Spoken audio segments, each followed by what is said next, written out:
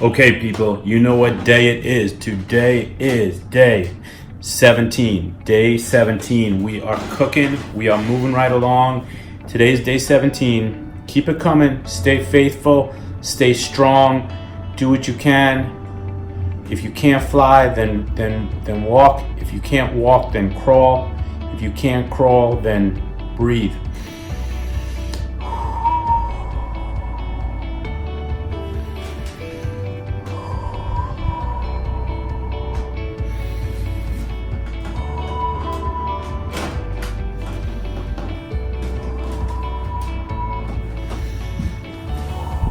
Day 17, people. Day 17, people. Day 17. Day 17. You could do it. It is your sweet 17. Sweet 17. Now you can watch movies with cursing and nudity. This just it. Question of the day for Q&A: swollen ankles and heart failure. This comes to us from Carol Peterson. Noah, you frequently mention congestive heart failure and its relationship to COPD. My ankles swell daily unless I keep them elevated and or am standing walking much of the day. I had an echo in May of 17 because of the edema, and the results were ejection fraction is good 65 to 70% and only trace of valve leakage. I was told by two doctors, an allergist and a GP, two things. If I have swollen ankles, go to bed and wake up in the morning with normal-sized ankles. That is not a problem.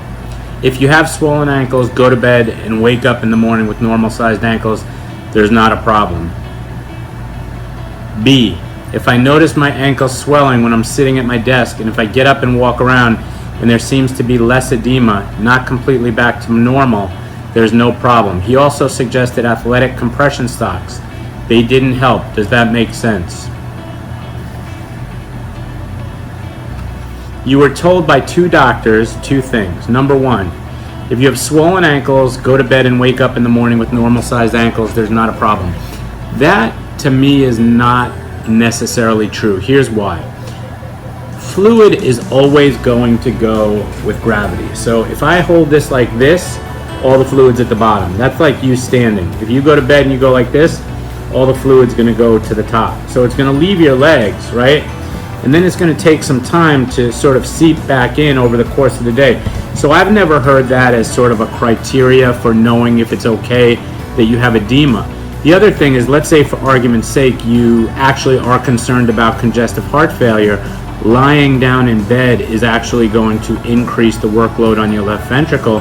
Because of gravity, there's going to be increased venous return to the heart, meaning that all that blood that's in your legs, all that fluid that's in your legs is going to return to the core of the body and to your heart. So that's not exactly my best test of are you okay or not. That's like saying, we don't know if he can swim or not.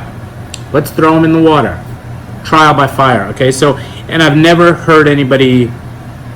I mean, now that I think about it, I have multiple problems with that thing. I mean, look, you don't want to, if your ankles are swollen and we're worried about congestive heart failure, which it doesn't sound like is the case in your situation. However, there are people who are in congestive heart failure and are in worsening congestive heart failure.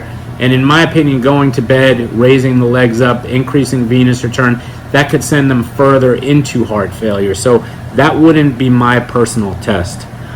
The other thing is, if you notice your ankle swelling when you're sitting at your desk, and if I get up and walk around and there seems to be less edema, there's no problem.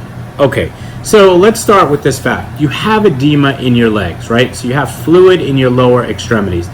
That's not normal, okay? You're not supposed to have extra free-floating fluid in your lower extremities, right? So we know that there's a couple of possibilities of what it is. You had your echo, so it's not congestive heart failure. Although, let me just say this, there are people, particularly women, who can have something called heart failure with preserved ejection fraction, okay? So there's that possibility, okay? But I think that would show up in other ways. Now, here's the thing. Anytime you're upright, gravity is going to bring the fluid downward into your feet. Now, Now, the thing is that the way that blood gets from the lower body up is the calf pump, okay? So if you're sitting for a long period of time and gravity is just raining that blood down into your legs and you're not using any calf pumping, then by all means, yeah, you're going to get edema if you have that extra fluid. Number one, I would look to diet, okay? I would look to really cut your salt intake substantially. And my bet is that even if you say you're watching your salt, that you're probably getting some salt, if not a lot of hidden salt. So that would be my first order of business. The compression stockings will help prevent the edema, okay? So the way that the legs pump blood back up is the calves contract, the blood goes up, and then there's a valve that stops things until the next pump, and then we go up again, and then a pump, and we go up again like an elevator, okay? So in some people, the valves are off, or there's a problem with what we call the vascular tone, meaning that the valves never properly constrict. And so the compression stockings will act as a mechanical replacement for those valves naturally constricting. So they will help prevent your lower body from swelling. Okay, so if the issue is just to get that edema out of your feet, then the compression stockings will help.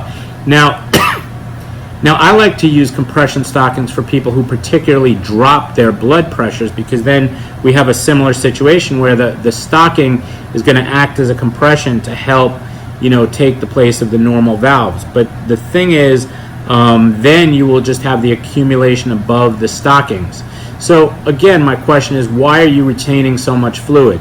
Usual culprit is the heart not pumping strong enough, aka congestive heart failure. It doesn't sound like that's your issue. Renal issues, okay, so if in doubt, have a test of your kidney function, right? And then really what I think is probably diet-related salt, whether you are acutely aware of it or not. So you can put your legs up, okay? Just remember, putting your legs up is okay, and that's just going to bring stuff back in the other direction. It's going to use gravity to bring stuff back in the other direction, but it doesn't solve the underlying cause. So my advice, Carol, would be to super clean up your diet. Make sure there's no salt, and that means you got to avoid things like soup. You got to avoid things like canned foods. You have to avoid eating out as much as possible. Increase your water intake to hopefully create a gradient so that you start peeing out some of that salt, and hopefully some of that fluid will go with it. And let's see what happens. All right? Hope that answers your question. Doesn't sound like it's CHF.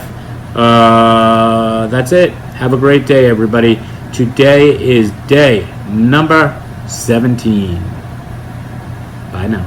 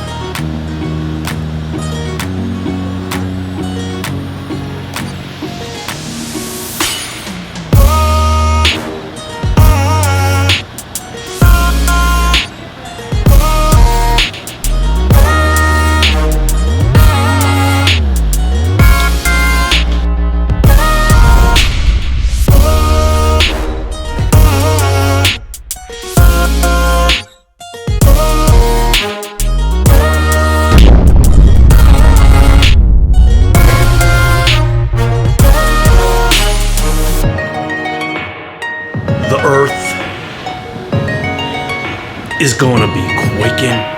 Help! I can't breathe! Where's your hero, Lungman, now? The building is gonna be shaking. Put that nice lady down and nobody gets hurt, you miserable SOB. The people gonna be jumping. Not so fast. Damn you, Lungman. And the electricity is gonna be flying like wah! Through Ultimate Pulmonary Wellness World. I'm still gonna die! Because of the return of the handsome one, the magnificent person, yours truly, Lungman. Pulmonary Wellness Online. Let's do it, people.